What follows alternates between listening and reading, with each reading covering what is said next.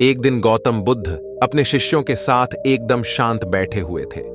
उन्हें इस प्रकार बैठे हुए देख शिष्य चिंतित हुए कि कहीं वह अस्वस्थ तो नहीं है। एक शिष्य ने उनसे पूछा कि आज वह मौन क्यों बैठे हैं, क्या शिष्यों से कोई गलती हो गई है। इसी बीच एक अन्य शिष्य ने पूछा कि क्या वह अस्वस्थ हैं, पर बुद्ध मौन रहे।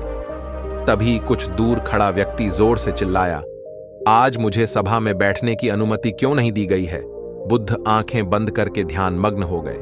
वह व्यक्ति फिर से चिल्लाया, मुझे प्रवेश की अनुमति क्यों नहीं मिली। इसी बीच एक उदार शिष्य ने उसका पक्ष लेते हुए कहा कि उसे सभा में आने की अनुमति प्रदान की जाए। बुद्ध ने आंखें खोलीं और बोले, नहीं, वह अछूत है, उसे आज्ञा नहीं दी जा सकती। यह सुनकर शिष्यों को बड़ा आश्चर्य हुआ।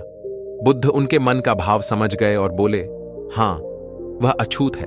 इस पर कई शिष्य बोले, हमारे आश्रम में जात पात का कोई भेद ही नहीं, फिर वह अछूत कैसे हो गया।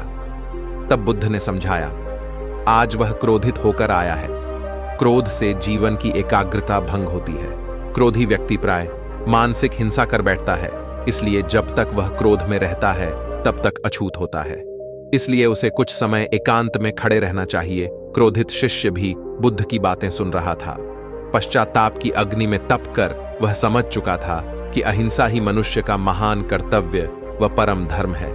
वह बुद्ध के चरणों में गिर पड़ा और कभी क्रोध न करने का प्रण लिया। शिक्षा आशय यह है कि क्रोध के कारण व्यक्ति अनर्थ कर बैठता है और पश्चाताप उसे बाद में होता है, जिसका कोई लाभ नहीं मिलता। इसलिए हमें क्रोध नहीं करना चाहिए। असल मायने में क्रोधित व्यक्ति अछूत हो जाता है और उसे अकेला छोड़ देना चाहिए। क्रोध करने से तन, मन और धन तीनों की हानि होती है।